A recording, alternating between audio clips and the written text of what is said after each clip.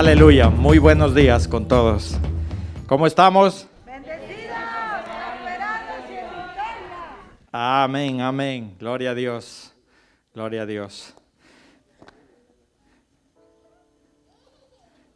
Muy bien, pues entonces quiero que se centren, que estén bien concentraditos, que bueno, pues tengo pocos minutos y voy a ir corriendo, así que para no perdernos lo que el Señor nos quiere hablar hoy. Amén.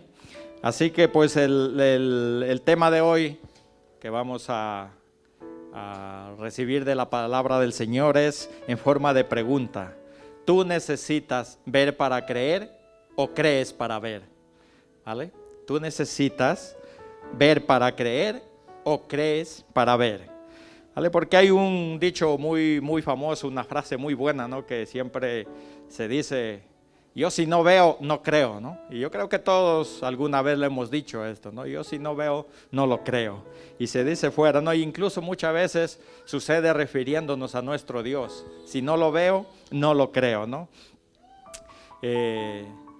Yo hace 2 meses así iba con un compañero, íbamos en el coche y yo le compartía de la palabra del Señor, le compartía de Jesucristo y él me dice, me cortó ahí y me dice: ¿tú crees en eso? ¿Tú crees en la Biblia? ¿Tú crees que eso es verdad? Le digo sí, porque este libro forma parte de mi vida, porque este libro es mi manual y es más, es manual tuyo también, solo que no lo quieres reconocer y no lo quieres aplicar. Entonces él me dice: mira, yo si no bajase Dios, si no bajara ese Jesucristo y me lo dijera, se me presentara y me dijera: mira, yo soy Jesús, yo soy ese tal Jesús, entonces lo creería, ¿no? Entonces la gente fuera... pide eso, ¿no? Pide ver para creer, ¿sí? Y muchas veces también la mayoría de nosotros, los cristianos, también vivimos deseando que algo se materializara a nuestra vista para ver para creer, ¿no? Para que nuestra fe, nuestra confianza sea más grande en el Señor. Porque la mayoría de los humanos, cuando vemos algo, cuando somos capaces de captar algo y cuando somos capaces de entenderlo, ¿no? Humanamente, entonces nos es más fácil creerlo. Pero es más difícil creerlo en lo que no vemos, en lo que a nuestra vista no está a nuestro alcance. Entonces eso se nos hace mucho más difícil de creerlo. El pastor el domingo pasado predicó de las bendiciones del no, ¿no? ¿Se acuerdan? Del no de Dios, que también es una bendición que Dios te diga no, porque Dios con ese no te está protegiendo tu vida. Pero es ahí cuando uno recibe esos no de Dios, cuando somos más propensos a abrir una puerta para la duda, ¿sí? Para que venga la duda a nosotros y nos haga perder las bendiciones del Señor. Sí, para ello vamos a leer ahí, pero antes quiero orar, ¿vale? Para que el Señor nos hable a cada uno de nosotros conforme Él desea que escuchemos y recibamos su palabra. Amén. Padre bueno, bendito Dios, Señor, te damos las gracias, Padre, en este momento, Señor. Disponemos nuestro corazón, papá, te pedimos que nos hables tú, bendito Dios, conforme necesitamos cada uno de nosotros que recibir tu palabra, recibir ese refrigerio en nuestros corazones, bendito Dios. Te lo rogamos en el nombre de Jesús. Amén y amén. Amén. Entonces, con vuestro permiso me voy a quitar esta porque me está asfixiando ya.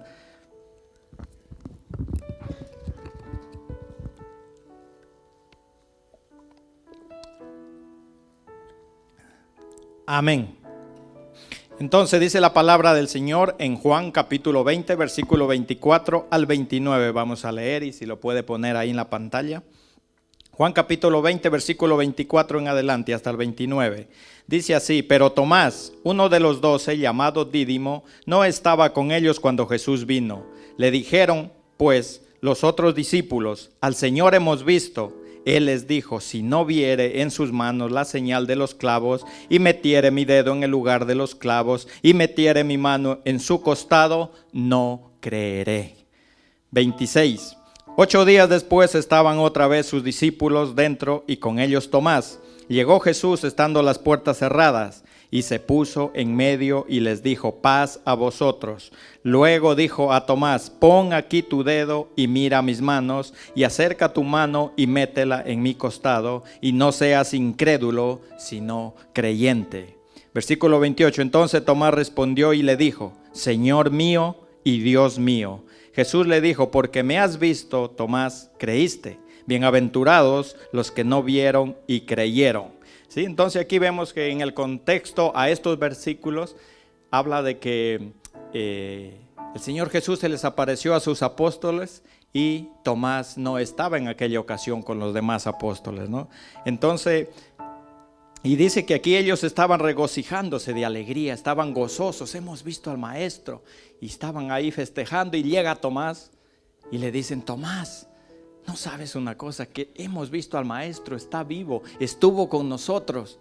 Y él dice, no, yo no creo.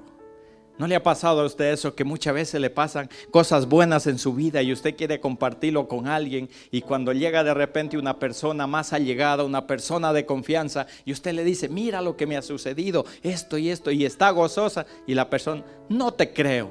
¿Y cómo sucedió eso? No, yo no te creo. ¿Sí? Así le sucedió a los apóstoles con Tomás. Sí, leemos ahí en el versículo 25, él les dice tajantemente, mira, todo lo que me dicen está muy hermoso, pero si yo no veo las manos con los huecos de sus clavos, y si yo no meto mi mano en su costado, en la herida de su costado, yo no voy a creer que es el Señor Jesús. ¿Sí? Entonces aquí encontramos a un santo Tomás dudoso.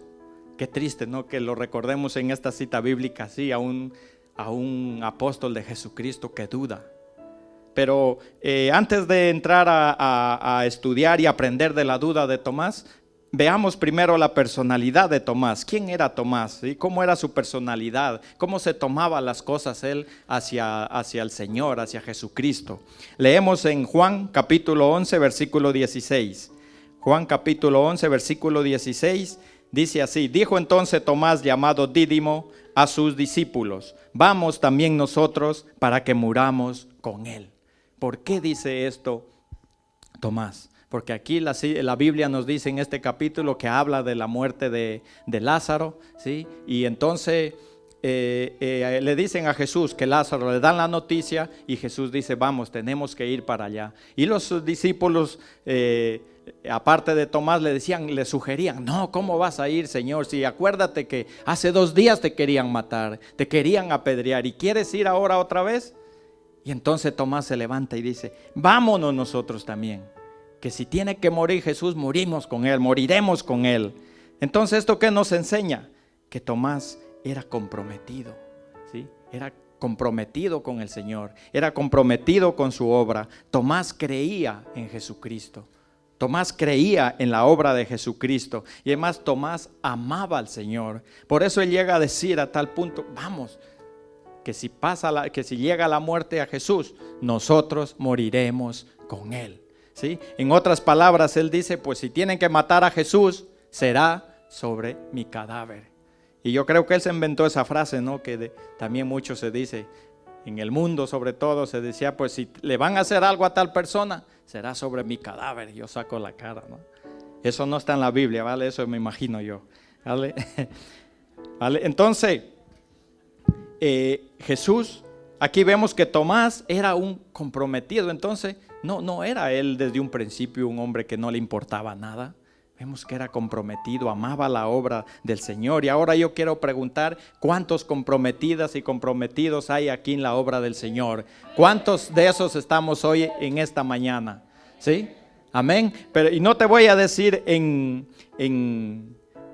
el área o al punto de decir como dijo Tomás, voy para que me maten por causa de Jesús. Pero sí en el punto de decir, todo lo que me rodea está por debajo de mi Señor. Jesucristo es mi único lugar, o sea, el primer lugar en mi vida es Jesucristo. Y todo lo demás está después de Él. Entonces esa clase de compromiso es la que aquí nos enseña Tomás, ¿no? Cuando leemos aquí.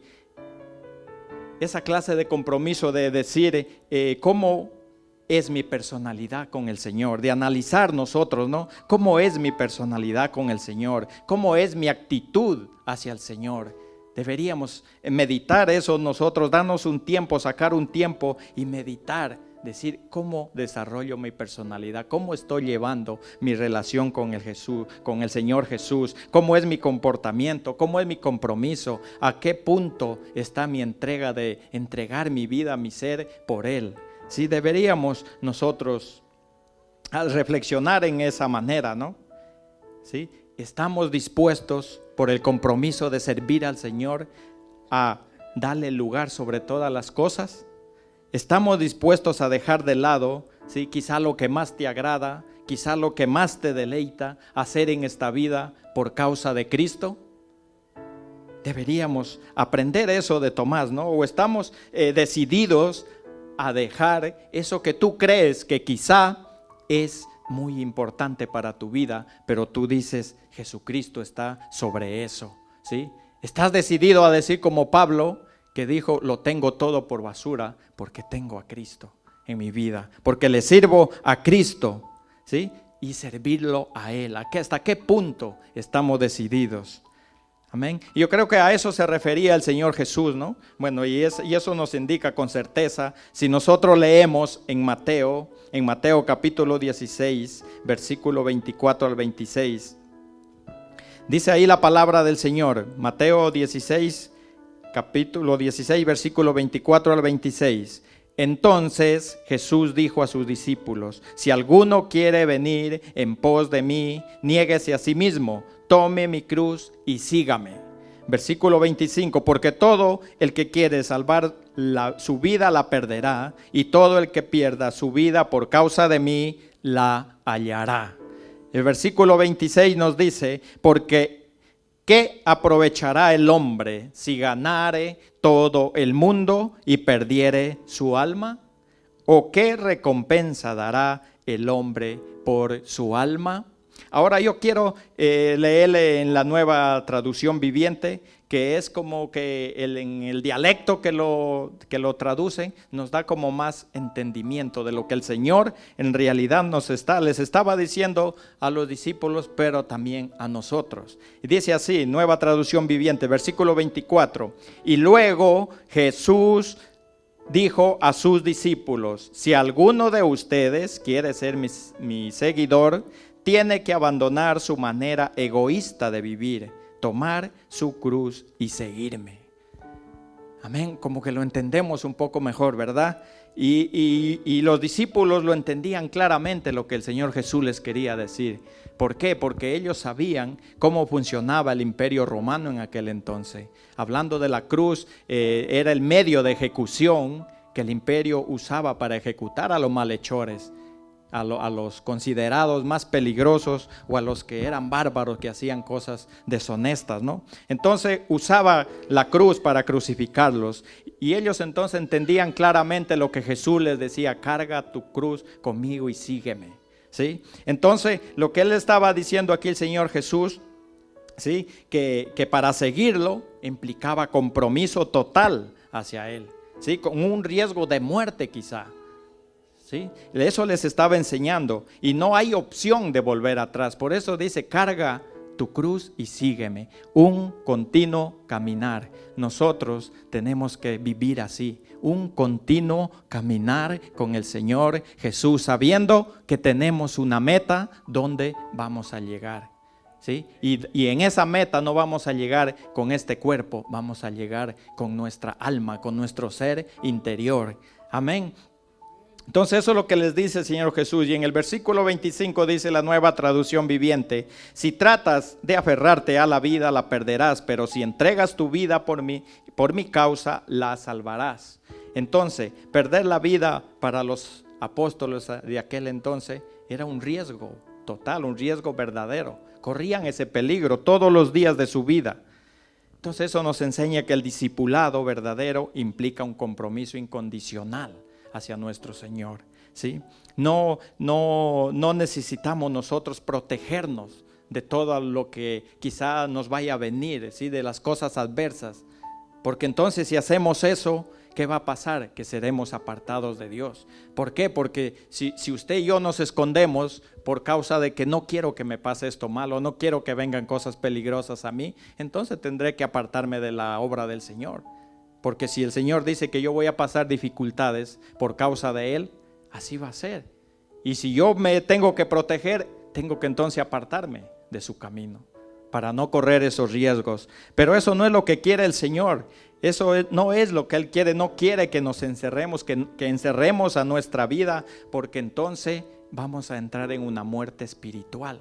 ¿Sí? Si nosotros intentamos protegernos nosotros y que no nos suceda nada malo por causa de Cristo, entraremos en una muerte espiritual. ¿Sí?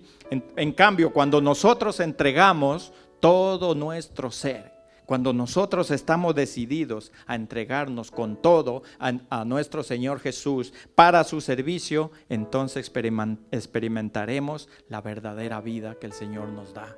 Amén. La verdadera vida que el Señor nos ofrece. ¿Sí? En el versículo 26 dice: ¿y qué beneficio tienes si ganas el mundo entero, pero pierdes tu propia alma? Esto es grave, ¿sí? Esto es duro. Dice: ¿qué beneficio tienes si ganas el mundo entero, pero pierdes tu propia alma? ¿Hay acaso algo que valga más que tu alma? No podemos dar nada en recompensa por nuestra alma, ¿sí? Nosotros podemos dedicarnos, aquí lo que nos está enseñando el Señor, dice que podemos dedicarnos a conseguir todo lo material que puedas en tu vida. Incluso puedes llegar a ser dueño del mundo entero, pero no te aprovecha de nada, porque pierdes tu alma, ¿sí? Porque te has descuidado tu alma. Entonces tenemos que centrarnos en nuestra alma. Y cuando hacía el mensaje yo me preguntaba, decía: ¿verdad, Señor? Que muy pocas veces nosotros pensamos en eso, en nuestro ser interior, en nuestra alma. Nos levantamos por la mañana, decimos: Señor, guárdanos, cuídanos de todo accidente, llévanos con bien al trabajo, ayúdanos que hagamos bien las cosas, pero nos centramos en lo físico, en lo material, y no nos enfocamos en que lo que vamos a hacer ese día tiene que ser para beneficio de nuestra alma. ¿Qué es lo que importa? El beneficio de nuestra alma. Muchas veces nos centramos en el cuerpo, en el estuche, que si músculo por aquí, que si músculo por acá, no estoy diciendo que entonces descuides de su cuerpo, olvídese, no, cuide su cuerpo, pero el motivo principal tiene que ser cuidar el alma, guiar el alma a donde tiene que estar cada día de nuestra vida. El alma, no descuidarnos el ser interior que está dentro de nosotros, ¿sí? Quiero compartirles una historia que hay un joven estaba de noviazgo con una chica y entonces estaba comprometido, ¿no? Y él cierto día toma la decisión, dice: voy a comprarle una joya, una hermosa joya para sorprenderla, y se la voy a enviar a su casa y la voy a sorprender.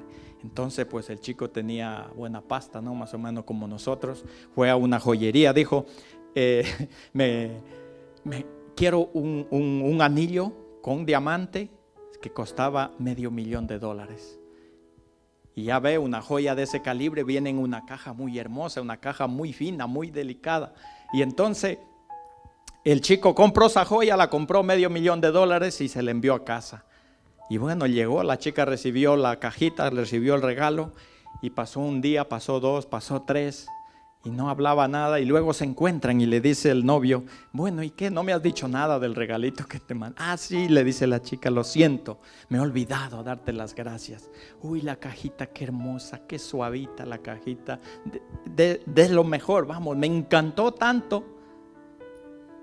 Y el novio le pregunta: ¿y lo que iba adentro y lo que llevaba adentro? Ah, dice: eso era un alambre con algo ahí. Yo lo tiré porque era un alambre, ¿sí? Entonces se emocionó tanto con la cajita y no se dio cuenta que lo que había adentro era lo mejor que llevaba la cajita, lo más valioso que llevaba la cajita. Así estamos nosotros muchas veces, descuidamos nuestra alma, ¿sí? Y nos preocupamos por lo material. Lo decía el pastor hace un momento. Muchas veces nos enfocamos por todo lo material, pero descuidamos lo espiritual. Y cuando descuidamos lo espiritual, estamos poniendo en peligro nuestra alma, nuestro ser interior. Amén.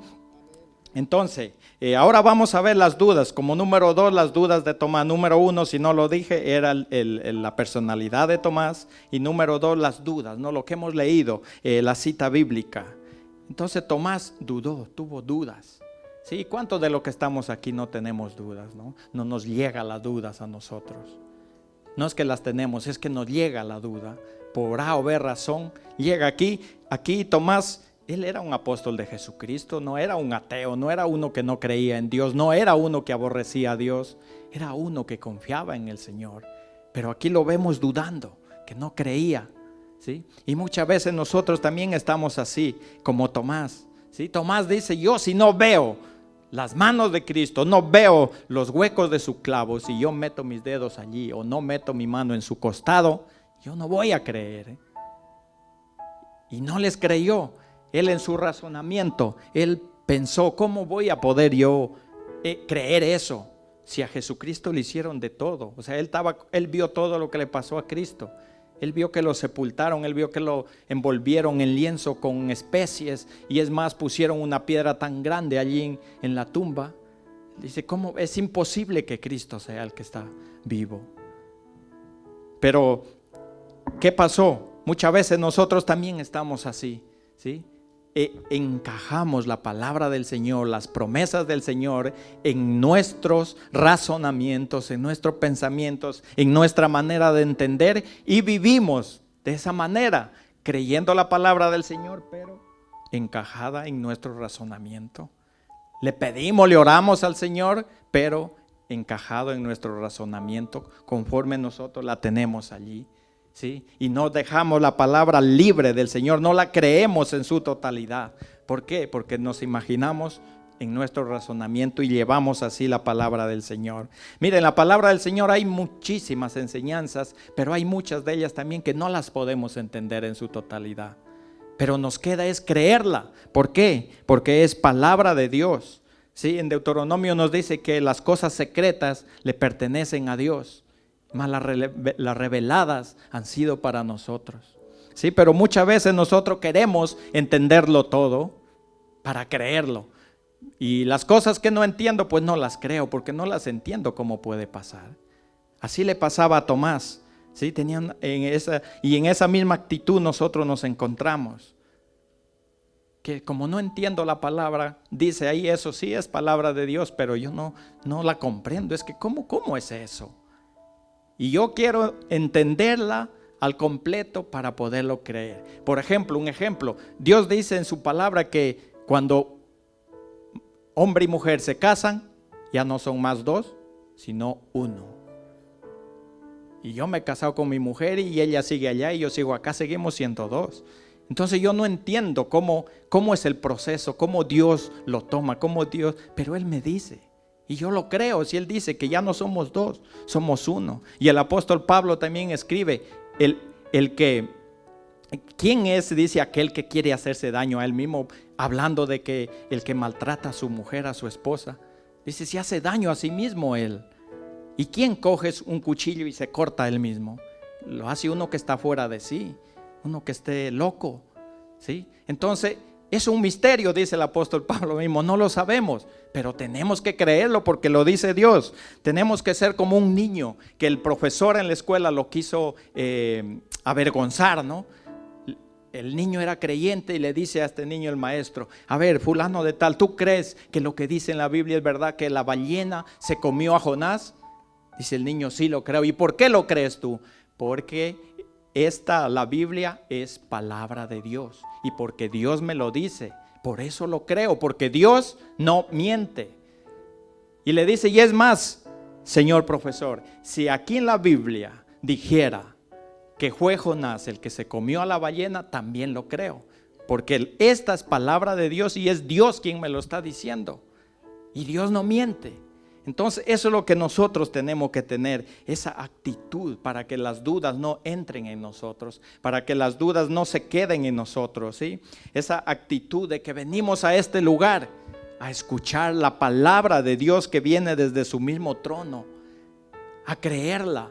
Porque aquí es la palabra del Señor, ¿sí? Que venimos a este lugar, si nosotros pusiéramos énfasis, que venimos a este lugar a escuchar la palabra que sale desde la misma boca de Dios, porque así dijo el Señor Jesús en Mateo 4, que el hombre no solo vivirá de toda palabra, de pan, sino de toda palabra que sale de la boca de Dios. Entonces esta palabra, lo que tenemos en la Biblia, sale de la boca de Dios. Y es Dios quien nos está hablando. Cuando nosotros pusiéramos énfasis en eso, entonces vendríamos con una actitud diferente al lugar de culto, a adorarle a nuestro Dios. Vendríamos con esa actitud de que, por ejemplo, el día sábado nos arreglaríamos, digamos, para estar listos para el día de mañana, para no llegar tarde. Yo no quiero perderme nada de lo que mi Señor me quiere hablar hoy, ¿sí? Nuestra actitud sería diferente. Vendríamos a este lugar no solamente porque tenemos costumbre de venir o porque ya se me hizo una inercia y tengo que ir y voy y no sé ni por qué voy. Vendríamos como la gente en el tiempo de Moisés. Le decían: háblanos, Moisés, háblanos, ¿qué dice Dios? Tenían deseo, tenían hambre, querían escuchar lo que Dios les hablaba. Así tenemos que venir nosotros a este lugar, porque aquí es la palabra de Dios la que se está hablando, y Dios está usando la vida de las personas para hablarte, ¿sí? Dios usa mi vida, Dios usa la vida de los pastores, pero Dios usa la vida de cada uno de ustedes cuando ustedes abren la boca y le comparten a otro de la palabra de Dios. No eres tú el que estás hablando de tus palabras naturales, es Dios que está usando tu vida para que tú le hables a la otra persona. Dios nos usa, ¿sí? Dios le ha placido en su voluntad usarnos a cada uno de nosotros. Amén. Entonces, cada vez que nosotros compartimos la palabra del Señor, están saliendo esas palabras de la misma boca de Dios y son para cada uno de nosotros. Amén. Así que no tengamos en mente decir, bueno, a ver qué sermón lo escuchamos hoy, qué estudio bíblico viene hoy, y pensamos que lo que vamos a escuchar hoy es un tema natural del hombre. No, es de Dios, es de Dios. Porque Dios usó una burra para hablarle al hombre que no quería obedecer, que no quería hacer caso. ¿Cómo no va a usarnos a nosotros, que somos a su imagen y semejanza, amada iglesia? Amén. Punto 3, la respuesta de Jesucristo. Vamos a ver aquí en el versículo 26 al 29, dice: 8 días después estaban otra vez sus discípulos dentro y con ellos Tomás. Llegó Jesús estando las puertas cerradas y se puso en medio de ellos y le dijo: paz a vosotros. Luego dijo a Tomás: pon aquí tu dedo y mira mis manos, y acerca tu mano y métela en mi costado, y no seas incrédulo sino creyente. Entonces Tomás respondió y le dijo: Señor mío y Dios mío. Y Jesús le dijo: porque me has visto, Tomás, creíste. Bienaventurados los que no ven y creen. Amén, los que no vieron y creyeron. Entonces vemos que aquí nos dice que fue 8 días después de que el Señor Jesús se apareció y Tomás no les creía a sus compañeros, volvió y se apareció y le dijo: Tomás, ven, mete la mano aquí, como Tomás quería. En cierta manera Tomás tuvo su respuesta, ¿sí? Tomás tuvo su respuesta y la encontró a la respuesta, y cuando la encontró, la creyó. ¿Por qué? Porque vemos que confesó y le dijo la divinidad de Cristo: Señor mío y Dios mío. Eso nos enseña que Tomás creyó en las respuestas, sí, pero hay algo primordial también que el Señor Jesús le dice: bienaventurados los que no vieron y creyeron. Y eso nos toca a nosotros. Nosotros no hemos visto al Señor Jesús físicamente, no hemos visto al Señor Jesús en cuerpo, pero estamos creyendo en Él. Estamos creyendo en el Señor Jesús. Y mire que dice Primera de Pedro 1:8. Dice: a quienes amáis sin haberle visto, y en quien creyendo, aunque ahora no lo veáis, os alegráis con gozo inefable y glorioso, obteniendo el fin de vuestra fe, que es la salvación de vuestras almas. Dice: ¿en quién amáis sin haberle visto? Esos somos nosotros. Y Él dice que debemos estar gozosos. Y el Señor Jesús también dice: bienaventurados, que es felices los que creen en mí sin haberme visto. ¿Y que por qué tenemos que estar gozosos? Porque dice: van a obtener el fin de vuestra fe, que es la salvación de vuestras almas. Otra vez, vuestras almas, no el cuerpo, No, este cuerpo se va a desgajar aquí, se va a acabar y los gusanos se lo comerán si es que ya partimos antes de que Cristo venga, ¿sí? Entonces, el punto principal, vuestras almas, amén. Así que aquí vemos que Tomás, entonces, era un creyente en Jesús, pero aquí vemos que él tenía las dudas, ¿sí? Y entonces también vamos a ver ahí en Juan, capítulo 11, versículo 40, ¿qué nos dice el Señor Jesús? Sí, porque como he dicho antes, muchos queremos ver para creer. Pero el Señor Jesús nos dice aquí, Jesús les dijo, ¿no te he dicho que si crees verás la gloria de Dios? ¿A quién le estaba hablando esto? A la hermana de Lázaro, a Marta, ¿verdad? Le dijo, Señor, ya mi hermano ha muerto, si hubieras estado aquí. Él le dijo, si crees, aquí dos palabras, si crees, verás. Crees, verás. Entonces, nosotros debemos creer para ver, no al contrario. Amén. Creer para ver.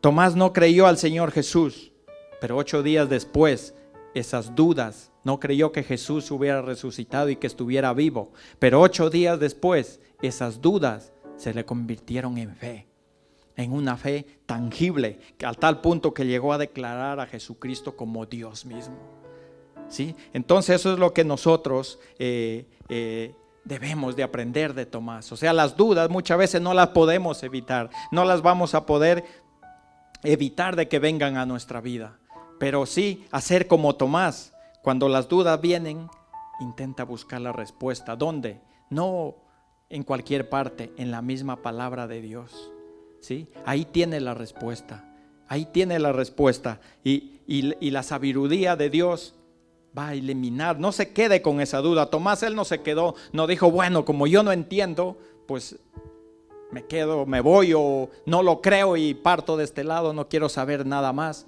No, o me enfado con Dios porque yo no lo creo. ¿Cómo está obrando Él? No, cuando las dudas entren o vengan a nuestra mente, y sobre todo cuando empiece a dudar de la palabra de Dios, busque más en la misma palabra. Y Dios mismo le va a hablar y va a suceder como Tomás, que esas dudas que han venido a su mente va a ser para afirmar más su mente, ¿sí? No permita que la duda se quede en usted. ¿Por qué? Porque la duda muchas veces se produce ¿en qué? Número 1, en la ausencia de resultados positivos en lo que hacemos o en lo que nosotros estamos esperando que suceda y no sucede, o usted está en una circunstancia difícil y no ha salido de esa y viene otra y usted espera una respuesta de Dios y el no de Dios sigue allí permanente en usted. Entonces cuando la duda viene, ¿será que Dios sí es real? ¿Será que Dios sí tiene poder para hacer? ¿O será que Dios no quiere saber nada de mí? ¿Será que Dios me ama? Vienen las dudas, pero no se quede con ellas, amado hermano, ¿sí? Porque cuando nosotros le vamos dando cabida a la duda en nuestra mente, ¿qué sucede? Que vamos dudando más, a tal punto que dudamos hasta de nuestro mismo Dios, de su existencia, y hasta del llamado que el Señor nos ha hecho. Dudamos.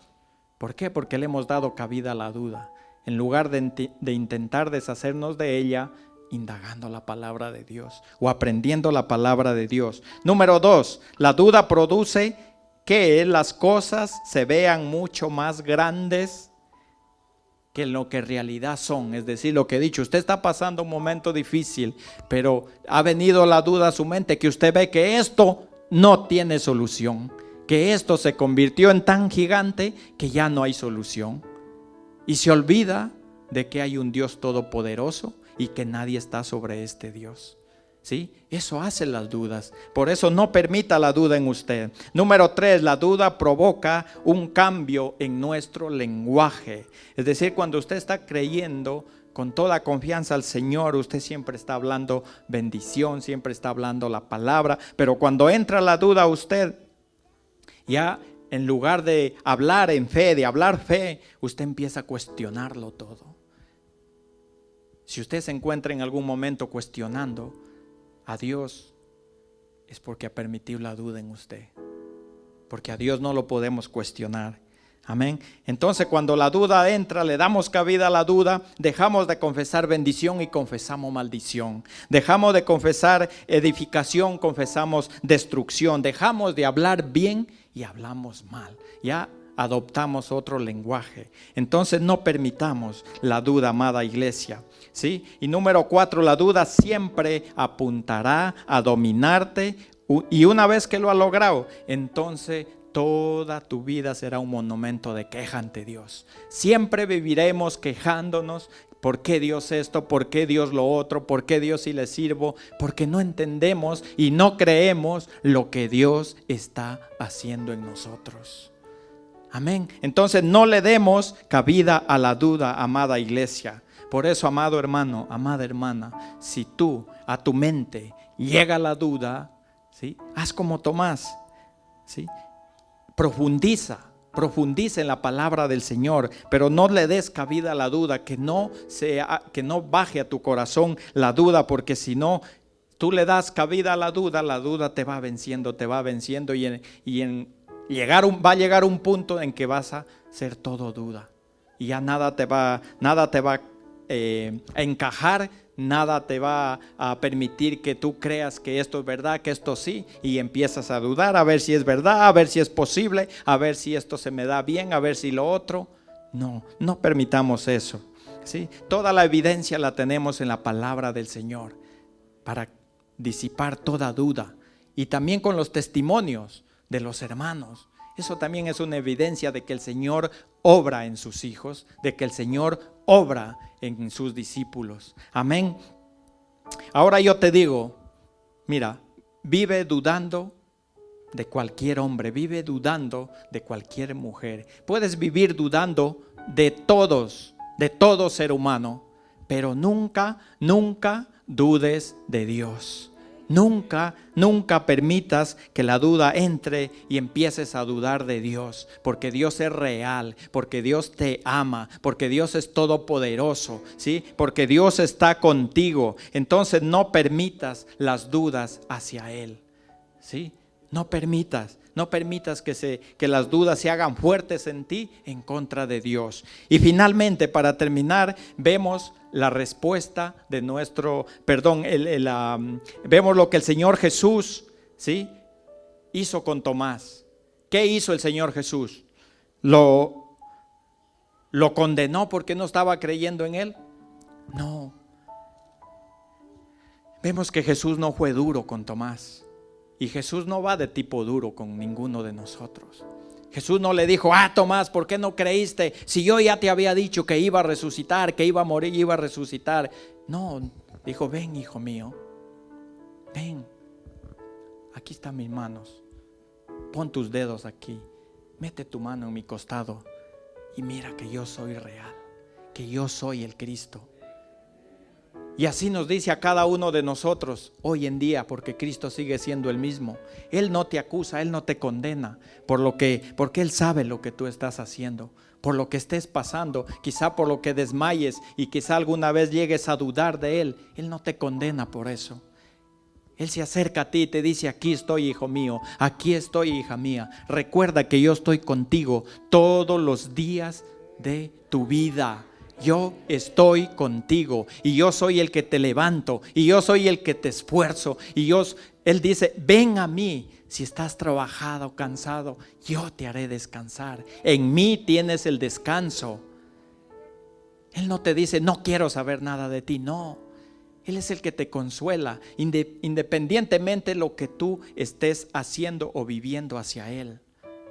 Él lo que quiere es que te acerques a Él con toda confianza, porque Él sabe y Él vivió todo. Por eso dice en Hebreo que no tenemos un sumo sacerdote que no puede compadecerse de nosotros, sino uno que se compadece en todo.